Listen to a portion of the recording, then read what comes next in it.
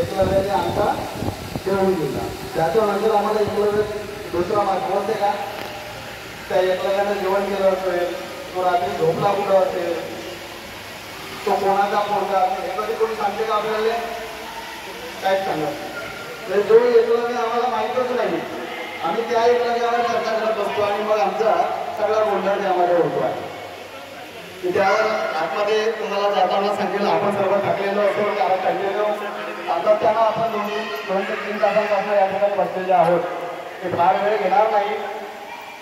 या ठिकाणी आजच्या कार्यक्रमाला अध्यक्ष म्हणून लाभलेले आमचे सन्माननीय आदरणीय मार्गदर्शक आदरणीय प्राध्यापक किंवा निवृत्त प्राध्यापक नागपूर सर, पंचावर या अखिल दिवर समाज विकास समितीचे उपाध्यक्ष सन्माननीय केदारजी भोयर सर, सन्माननीय अशोकजी सेंद्रे सर आणि या समितीचे सचिव श्री गोविंदजी मगरे, त्याचप्रमाणे आमच्या या मंचावर आमचे चांदेकर सर आणि ज्यांनी पोलीस विभागातनं त्या अनुभवातनं तुमच्याशी संवाद केला ते सन्माननीय हेमराजजी विश्राम साहेब आणि या गावचे पोलीस पाटील, सरपंच, उपसरपंच आणि सर्व समाज बांधव, तसेच आमचे गांधीभाऊ. आणि एक नाव मी विसरतो आहे, ते माझे सहकारी आणि अत्यंत चांगले आमचे नाते होते, ते तुमच्या गावचे ब्रह्मानंदजी मेश्राम. मी त्यांच्या स्मृतींना या ठिकाणी अभिवादन करतो आहे. आणि तुम्हाला तुमच्या पुढे काय बोलावं आणि काय तुम्हाला सांगावं हा प्रश्न माझ्या पुढे आहे. सर्व वक्ते अत्यंत जिकरीने तुमच्याशी बोलले. बांधवांनो, हे जे अखिल दिवर समाज विकास समिती हे तुमच्या पुढे दिसते आहे, हा नाव जो तुमच्या पुढे दिसत आहे ते काही सहज निर्माण झालेलं नाव नाही. ही जी समिती आज आपल्याला या 2024 मध्ये दिसते, तर ही 24 मध्ये निर्माण झाली किंवा या 2 ते 3 वर्षामध्ये निर्माण झाली असं मुळातच नाहीये. आपण ज्या डॉक्टर बाबासाहेब आंबेडकरांचं प्रतिमा आपण आपल्या कार्यक्रमांमध्ये ठेवतो आहे आणि त्यांना आपण अभिवादन करतोय, त्या डॉक्टर बाबासाहेब आंबेडकरांना 1949 मध्ये आपली एक संघटना त्यावेळेस होती, ऑल इंडिया डिव्हर महासभा नावाची. ती ऑल इंडिया डिव्हर महासभा नावाची जी संघटना होती,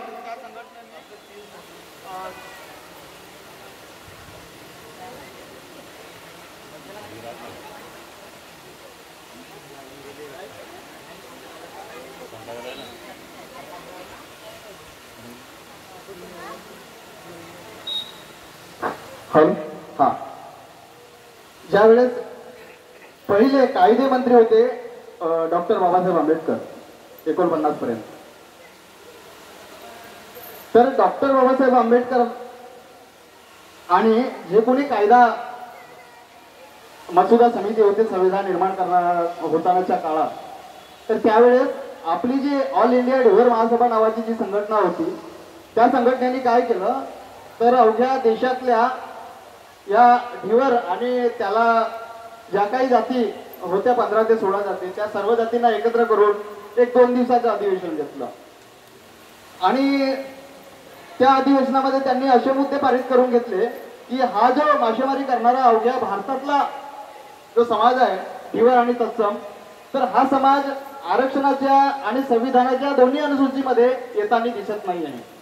एकतर या संविधानामध्ये 2च अनुसूची निर्माण झाल्या, एक शेड्यूल कास्ट आणि शेड्यूल ट्राईब.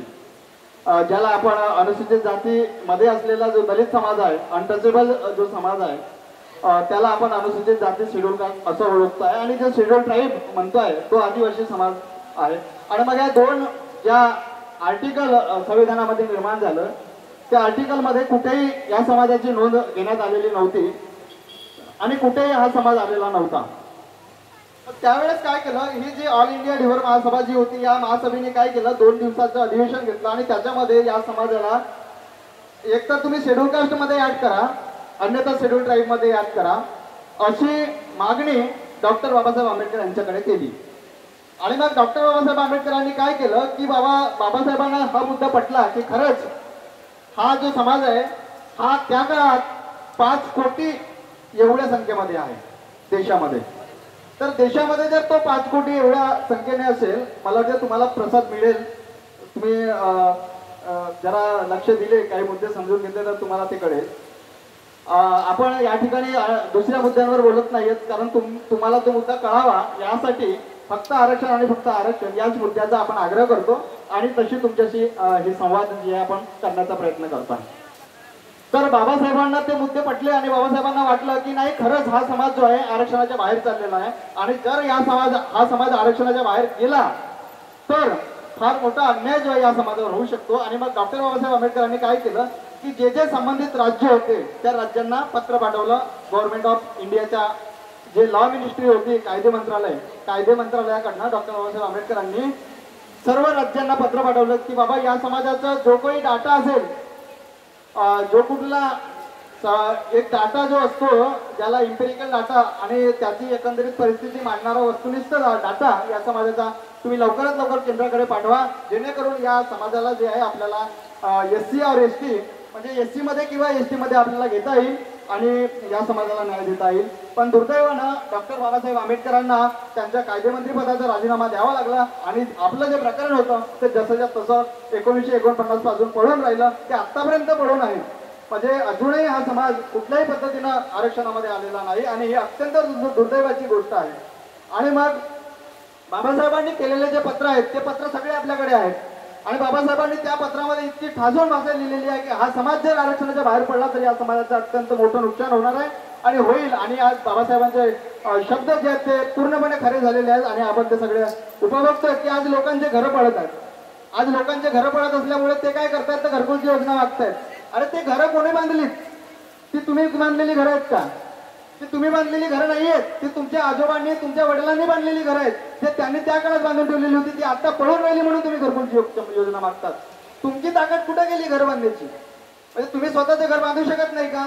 एवढी ताकद तुमची निर्माण जर होऊ शकलेली नसेल या 78 वर्षामध्ये तर तुमच्या वाट्याला कुठला स्वातंत्र्य आला, कुठला अधिकार तुमच्या वाट्याला आला? आणि मग ही सगळी प्रश्न आता आपल्याला निर्माण पडायला लागली आहेत आणि म्हणून हे गावागावांमध्ये जाऊन ही चळवळ निर्माण करण्याचं काम जे आपण केलेलं आहे हे त्यामागचं मोठं कारण आहे. म्हणून तुम्हाला हे देखील माहित नाही की तुम्ही कुठे होते, काय होते, कसे होते, कुठून आले याची कल्पना तुम्हाला नाही. आणि 78 वर्ष निघून गेली आहे. हे स्वातंत्र्य तुम्ही कसे उपभोगले हाच माझ्या पुढे असणारा प्रश्न आहे. आणि मग तुम्ही हा स्वातंत्र्य कशा पद्धतीनं उपभोगलं आतापर्यंत हे जितकं मला तितकं तुम्हाला देखील माहित आहे.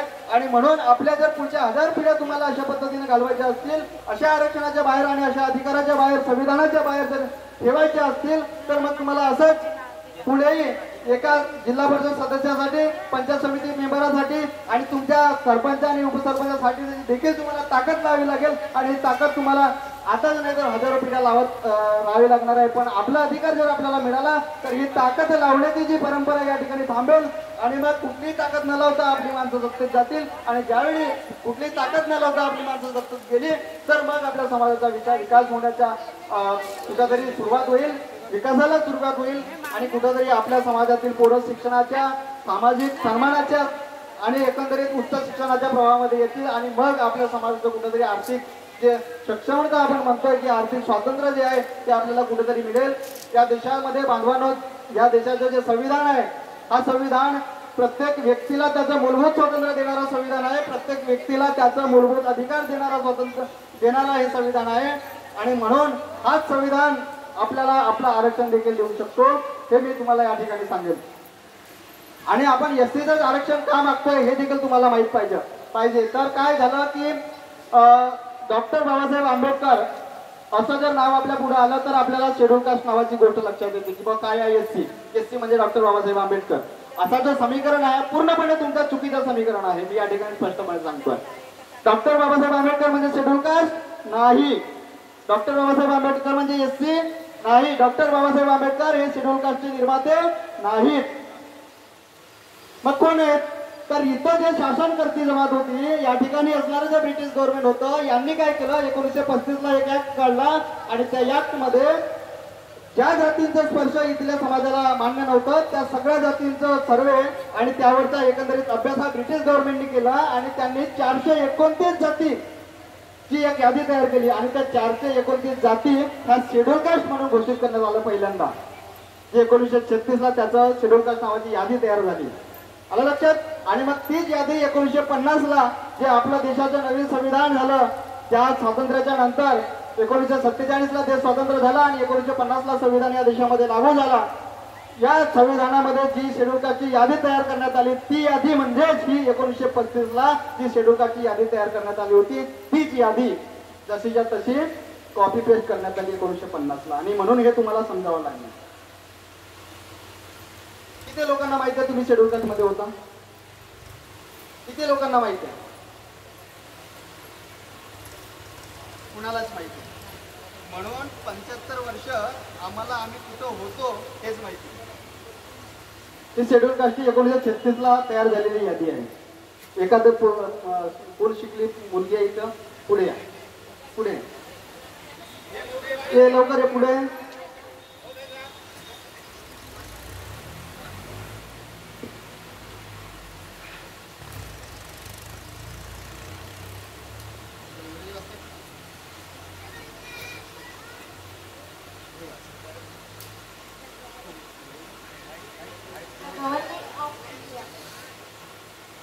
Schedule caste order 1936. 1936 म्हणजे कधी कधीचा ऑर्डर आहे? 1936चा ऑर्डर कधी प्रकाशित झाला? The 13th day of April 1936. September 1936. हा ऑर्डर 30 एप्रिल 1936ला तयार करण्यात आला होता. आता याच्यामध्ये हा जो आपला भाग आहे शेड्यूल कास्ट शेड्यूल कास्टची यादी आहे. दिवस इन द भंडारा डिस्ट्रिक्ट. काय वाचलं या पोरीनं? हा ऑर्डर वाचला 1936चा ज्यामध्ये धिवर ही नावाची जी कास्ट आहे ही शेड्यूल कास्ट मध्ये आहे की नाही आहे का? मनोज जरांगे पाटलाकडे हा पुरावा आहे का? असा आहे का? अवघ्या भारतामध्ये फक्त भंडारा जिल्हा जो आहे भंडारा जिल्ह्यातला जो धिवर समाज आहे हा शेड्यूल कास्ट मध्ये आहे 1936 या ऑर्डर मध्ये. आणि मग हा ऑर्डर 1950 पर्यंत लागू होता. म्हणजे जवळपास 14 ते 15 वर्ष आपली जी एक पिढी होती ती पूर्ण पिढी ही शेड्यूल कास्ट मध्ये होती. आणि बेजबाबदारपणे अत्यंत दुर्लक्षित अशा वागणुकीमुळे आपल्याला 1950ला शेड्यूल कास्टच्या बाहेर काढण्यात आलं. ते त्यांना देखील माहित नाही की हा समाज आजही शेड्यूल कास्टच्या बाहेर आहे. म्हणजे आम्ही ज्यावेळेस आता पत्रव्यवहार करतो आहे, आता मी या संदर्भामध्ये बोलतोय,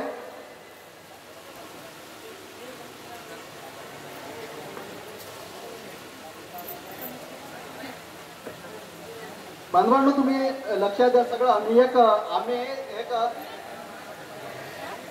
आयोग असतं अनुसूचित जातीचा आयोग.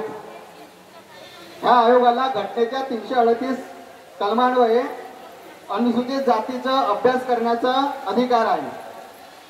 या आयोगाला आपण पत्रव्यवहार केला आणि त्यांना हे सांगितलं की बाबा ही जी कास्ट आहे भंडारा आणि गोंदिया जिल्ह्यातली, कारण गोंदिया आणि भंडारा त्यावेळेस एकत्र होता, बरोबर आहे.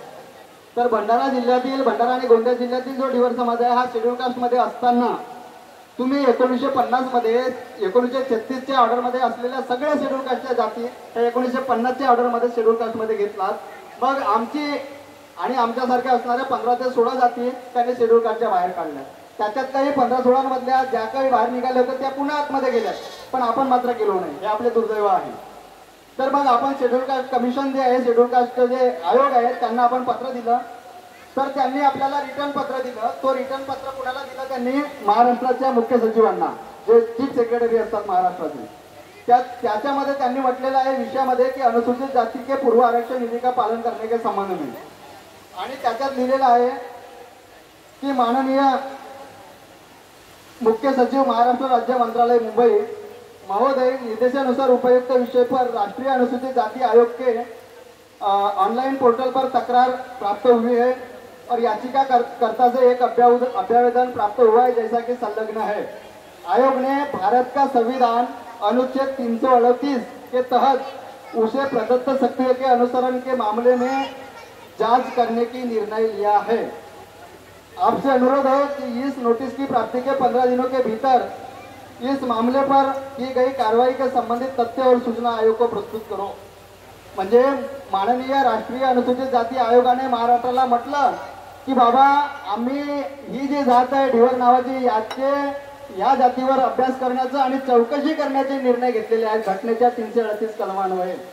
आणि म्हणून तुम्ही 15 दिवसामध्ये या जातीवर अभ्यास करा आणि आम्हाला त्याचा अहवाल पाठवा. बांधवांनो, या गोष्टीला जवळपास आता 6 ते 7 महिने होत आहेत. आणि मग ह्या पत्रानंतर पुन्हा नॅशनल कमिशनने 30 दिवसाची नोटीस देखील बजावलेली आहे.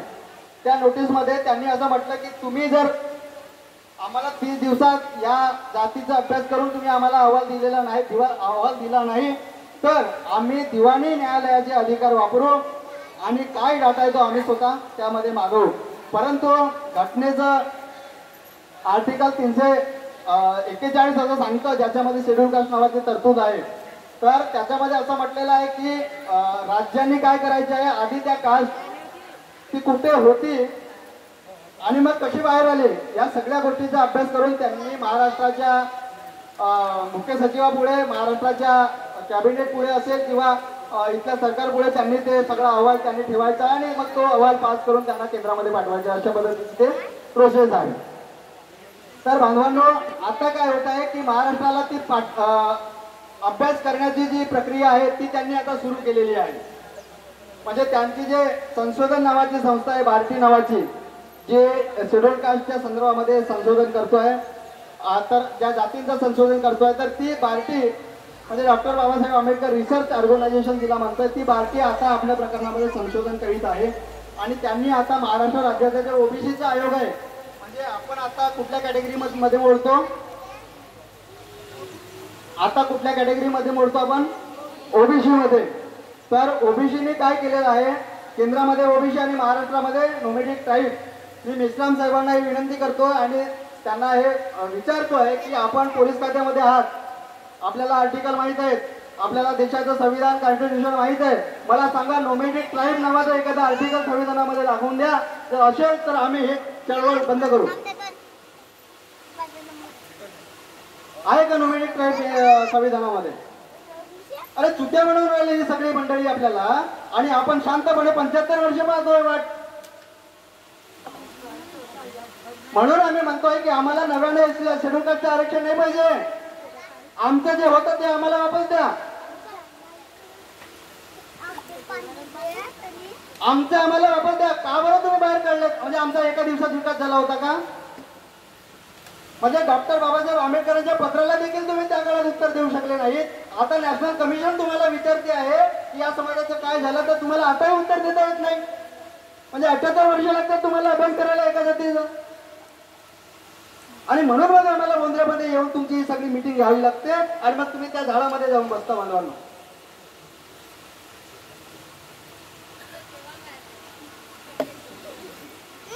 आता तुम्ही सांगा की आम्ही काय करायचं.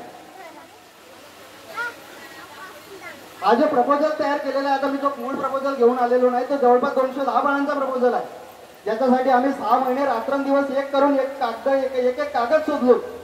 म्हणजे प्राध्यापक डॉक्टर योगेश उपदारी जो ऑर्डर आमच्या लक्षात आणून दिला, त्यावेळेस सरांनी आमच्याकडे फक्त सॉफ्ट डेटा दिलेला होता पेन ड्राईव्ह मध्ये की हा घ्या आणि बघा. तो फक्त 11 पानांचा निवेदन होता. त्या 11 पानांच्या निवेदनाला 210 पानांचं निवेदन बनवावं लागलं. ज्यावेळेस आम्हाला माहित झालं की हा भंडारा आणि गोंदिया जिल्ह्यातला ढिवर समाज शेड्यूल कास्ट मध्ये आहे, त्या दिवशी आमची झोप उडाली. आज भारतीशी माझं त्या दिवशी बोलणं झालं. भारतीचं म्हणणं आहे की आता आम्ही राज्य मागासवर्गीय आयोगाला पत्र देतोय आणि त्यांना विचारतो की तुम्ही 1950 नंतर या समाजाला शेड्यूल कास्ट मध्ये असताना तुम्ही बाहेर का काढले आणि कुठल्या आधारावर यांना ओबीसी मध्ये घेतलं. आज राज्य मागासवर्गीय आयोगाकडे उत्तर नाहीये त्याचं.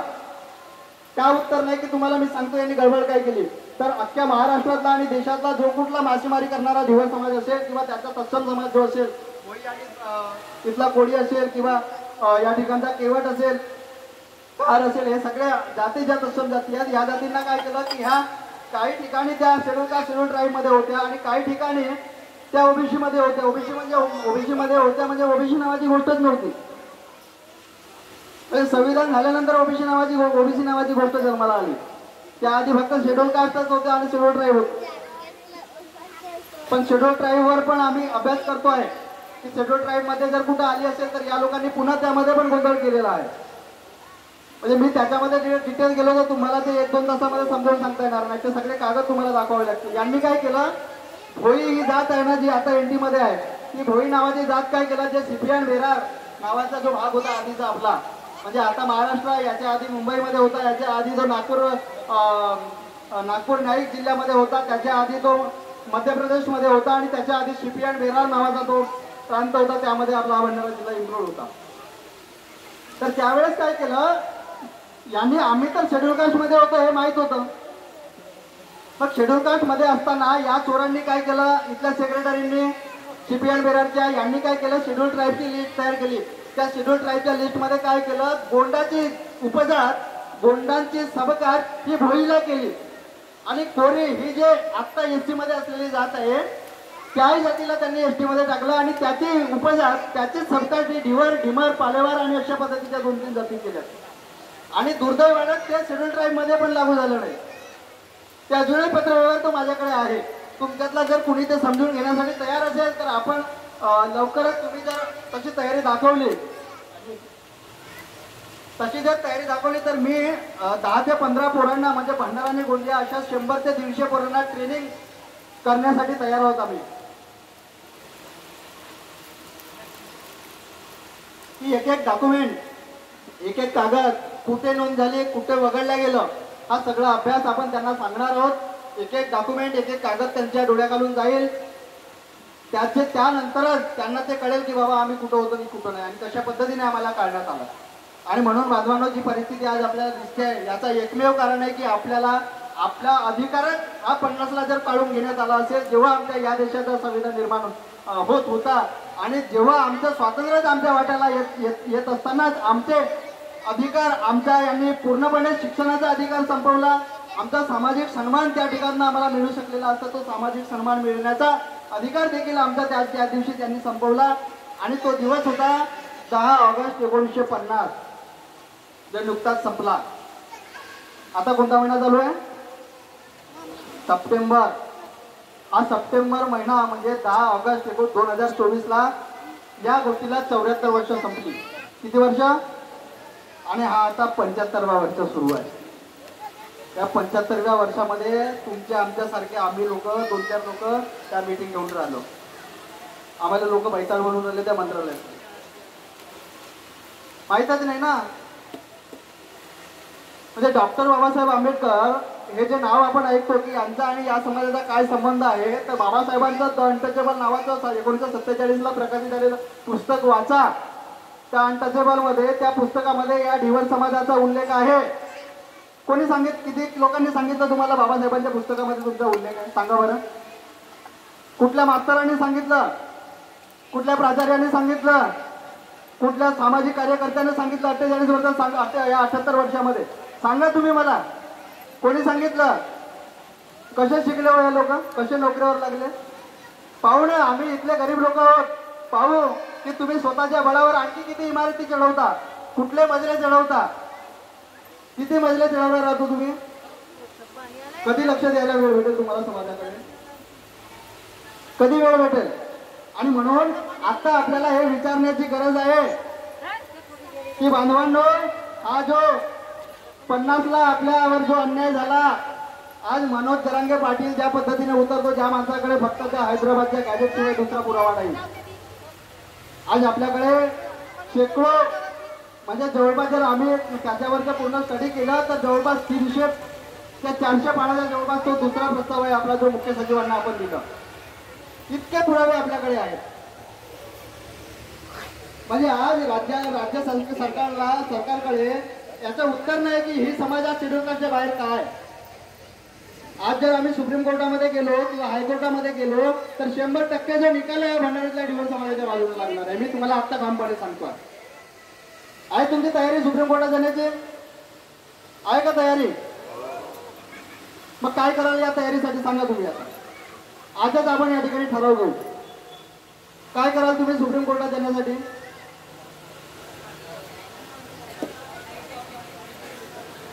सांगा काय कराल? आता त्या वकिलाला पैसे का माणूस केवढे एकटा देईल? काय हेमराज मेजवान सर आपल्या घर विकून पैसे देतील? काय हे नागपुरे सर देतील? किती देतील हो देऊन देऊन? 1 लाख 2 लाख? ज्यावर सुप्रीम कोर्टात 2 लाख रुपये घेऊन तुमची केस कोण लढते तर पाहून. बांधवांनो, म्हणून आपल्याला संघटन नावाची गोष्ट का महत्वाची आहे हे त्या झाडात बसून समजणार नाही. आपल्याला बसावं लागेल, विचार करावा लागेल, डॉक्युमेंट पाहावे लागतील. जर 78 वर्ष एक साधा कागद भेटायला आपल्याला लागत असतील तर आपल्यासारखे अडाणचोट कुणीच नाही. आणि मग सरांनी जर म्हटलं ना की हा तो मनोज जरांगे पाटील, हा मनोज केवळ बांधवानं तुम्हाला सांगतो तो पाटलाचा मनोज, पाटलाचा पोरगा होय आणि मी भिकार चोटाचा, हा फरक पडते आमच्यामध्ये. ही ताकद आपल्याला ओळखावी लागेल. आणि म्हणून मी तुम्हाला सांगतो त्या पाटलाच्या पोराला हलवण्याची ताकदही या भंडारा गोंदियातल्या ढेवर समाजामध्ये आहे. म्हणजे इतके डॉक्युमेंट आज आमच्याकडे आहेत, एवढे डॉक्युमेंट आपल्याकडे आहेत. आणि म्हणून तुम्हाला घाबरण्याची गरज नाही. तुम्हाला सांगतो, ज्या दिवशी मगाशी तो मुद्दा आला की तुम्हाला जर कोणी ढेवऱ्या म्हटलं, पाण्यात पाड्या म्हटलं, पोलीस स्टेशनला जायचं आणि एफ आय आर द्यायची. त्या एफ आय आरच्या काप्या आमच्याकडे सादर करा. आम्ही अॅट्रॉसिटी आम्हाला का लागू होत नाही, आम्ही त्याची सगळी उत्तरं त्या एफ आय आरच्या माध्यमातून देऊ. विश्राम सर याकडे लक्ष ठेवा, एफ आय आर नोंदवा त्यांच्यावर. आणि म्हणून तुम्हाला सांगतो, हे जोपर्यंत आपण करणार नाही तोपर्यंत ह्या सगळ्या व्यवस्थेशी बदला घेण्याची ताकद आपल्यामध्ये निर्माण होणार नाही. आणि मग कोणता पक्ष तुम्ही एलची मध्ये गेल्यावर कोणता पक्ष तुमच्या बाजूने येणार नाही सांगा मला? कोणता पक्ष तुमच्या बाजूने येणार नाही? सगळे तुमच्या मागे धावत येते. आम्ही देतो भाऊ तुम्हाला तिकीट, आम्ही देतो तुम्हाला तिकीट, आम्ही देतो तुम्हाला तिकीट. कसा विकास होणार नाही तुमचा? एका वर्षात तुमचा काया पालट नाही झाला तर मला सांगा. एका वर्षात. अहो, आज माझ्यासारखा पीजी झालेला माणूस रिकामचोट आहे.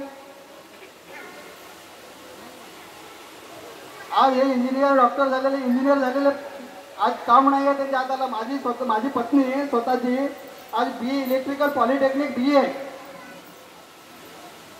कामच नाही आहे, रोजगारच नाही आहे. कुठं गेला मग रोजगार? कुठं गेला?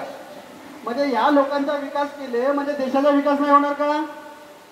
म्हणजे तुम्हाला देशाचाच विकास करायचा नाही का? आमचा विकास नाही करू कधी विचारणार आहोत आपण?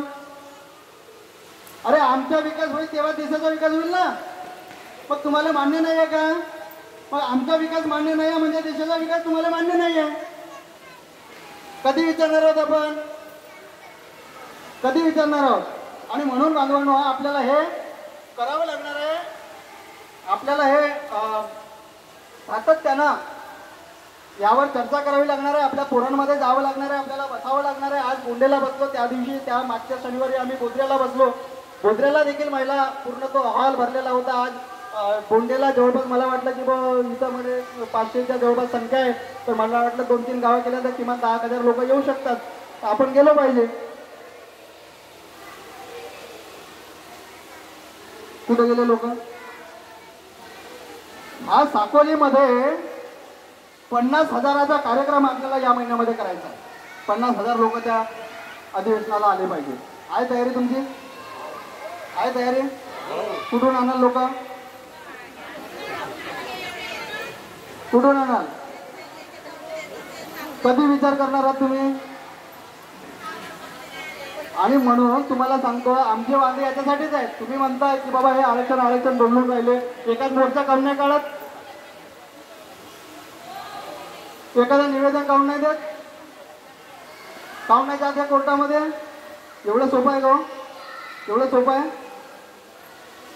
म्हणजे जर 500 लोकांना आम्ही त्या कलेक्टर ऑफिसवर मोर्चा काढू आणि मनोज जरांगे पाटील ठीक आहे 2 लाख लोकांच्या संख्येने मोर्चा काढते, काय फरक पडेल? आणि आरक्षण कायचा मागून राहिलो आम्ही? कायचा मागून राहिलो? एवढं सोपी आहे? एसटीचं आरक्षण मागणं एवढं सोपी आहे? आहे का सोपी? एसटीच्या आरक्षणाला हात लावून राहिला तुम्ही, विचार करा. सोपी आहे का? पण हे ताकद फक्त तुमच्या जवळ आहे, भंडारा आणि गोंदियातल्या ढिवर समाजाजवळ. एसटीच्या आरक्षणाला चॅलेंज करण्याची ताकद जी आहे ही फक्त भंडारा आणि गोंदियातल्या ढिवर समाजाजवळ आहे. तुम्ही ज्या सुप्रीम कोर्टामध्ये, सुप्रीम कोर्ट जर इथल्या शासनाला विचारेल नाही तर मग आपण ही सगळी मुवमेंट बंद करू. आणि म्हणून तुम्हाला सांगतो ही ताकद तुम्ही ओळखा. तुमची सगळी कागद जी आहेत ते तुम्ही तपासा, तुम्ही पहा, तुम्हाला तुमची उत्तरं भेटतील. कुठलीही हातापापा करण्याची गरज नाही. आणि मग इथला महाराष्ट्र राज्यातला जो डिवर समाज तुम्हाला म्हणत असेल की बाबा तुम्ही फक्त 2 जिल्ह्यातले लोक चालले, तर त्यांना म्हणा की आम्ही शोधो म्हणून आम्ही चाललो. आम्ही गेल्यावर तुमचा विचार करू. सोबत यायचं असेल तर सोबत या, नसेल यायचं असेल तर तुमच्या शिवाय जाऊ. आणि म्हणून ह्या भूमिका आपल्याला घ्याव्या लागतील. जे लोक सोबत येतात त्यांना सोबत घ्या, जे नसतील सोबत येत त्यांच्या शिवाय आलेला आपण उभारू. तुम्ही तयार आहात की नाही आहात? तयार आहात की नाही आहात? एवढंच बोलतो आणि थांबतोय. धन्यवाद. जय भीम, जय भारत, जय संविधान.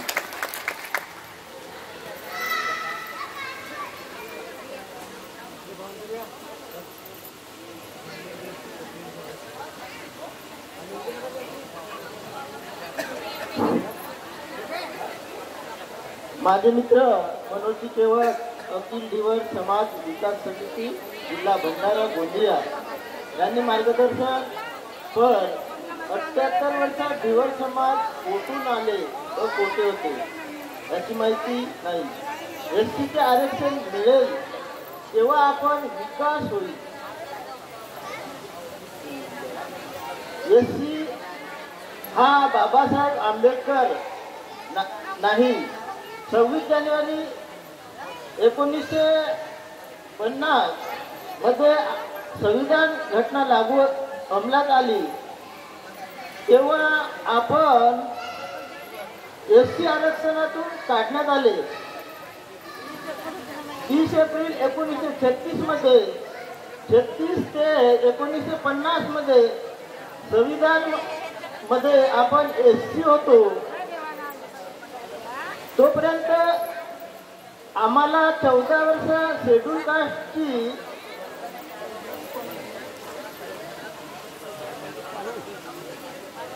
कास्टची आपल्याला जातीचे प्रमाणपत्र मिळाले. पण आयोगाने 1950 ला 16 जाती बाहेर काढण्यात आले. त्यातील काही जाती एसटी व एससी प्रवर्गात घेण्यात आले, पण डिवर जातीची घेण्यात आले नाही. केंद्र सरकार आयोगाने डिवर समाजाला शेड्यूल कास्ट होते पण ते काढण्यात आले. महाराष्ट्र सरकार तुरंत माहिती मागितली पण नॅशनल कमिशन कमिटी महाराष्ट्र सरकारला उत्तर देऊ शकले नाही. महाराष्ट्रात राज्य आहे डिवर समाज एसटी का काढण्यात आले त्याचे उत्तर महाराष्ट्र सरकार देऊ शकत नाही. तरुण सुशिक्षित मुला मुलींनी एसटी शेड्यूल कास्टची माहितीचा अभ्यास करायचा असेल तर स्वमनाने जे तन मन धनाने येत असाल तर तुम्हाला प्रशिक्षण देण्यात येईल असेही मनोज केवट यांनी सांगितले. मराठ्याला आरक्षणाचे पुरावे नाही तरी ते रस्त्यावर उतरून सरकारला सडो की पळो करून ठेवले. मग आपण डिवर समाजाला भंडारा जिल्ह्यात व गोंदिया जिल्ह्यात भरपूर पुरावे आहेत. मग आपण न्यायालयात किंवा रस्त्यावर का नाही उतरत? पुरावे असूनही आपण मागे आहोत. याला कारण आपला समाज एकत्र नाही. पण गोंडेगाव हा 1997 पासून एकत्र आहे. म्हणूनच गोंडेगावच आम्हाला जास्तीत जास्त संख्येने रस्त्यावर मी माझा परिचय तुम्हाला बोलताना अनेकांनी म्हटलं, माझं नाव सांगितलं मनोज केवट. आणि हे जे अखिल डिवर समाज विकास समिती आहे हे जे सगळे मोठी माणसं आहेत या माणसांनी काय केलं, मला दिलं अध्यक्ष बनवून. म्हणजे ही सगळ्यात मोठी चूक केली की यांनी मला अध्यक्ष बनवलं. मी म्हटलं बा लहान माणूस त्या सगळ्या तुमच्यासारख्यांमध्ये बसणारा पोरगा मी, माझी वय काय 34 वर्ष पूर्ण होऊन राहिली आहे आणि अशा छोट्याशा माणसाला तुम्ही दिलं अध्यक्ष करून. उद्या म्हटलं माझी पंचायत करा ना, आहे की नाही? म्हणून एवढा छोटासा परिचय आहे माझ्या. बाकी काही नाही. म्हणून आमचा विकास तो देशाचा विकास. जर तुमचा विकास करायला तयार आहात का हे पण ते प्रश्न विचारले. म्हणून भंडारा भंडारा जिल्ह्यात व गोंदिया धीवर समाजातच ताकद आहे. तरी तनमन धनाने आपण आपल्या मनात स्वीकृती जागृत करावी आणि रस्त्यावर किंवा भरू किंवा जिंकू, पण आरक्षणासाठी आपण तयार व्हा. करण्यासाठी कोंडेगाव होईल हे मी गावी जातो, कारण मी कोंडेगावचा रहिवासी आहे. यानंतर आपल्याला प्राध्यापक नागपुरे सर अध्यक्षीय भाषण पण मार्गदर्शन करतील अशी मी त्यांना विनंती करतो.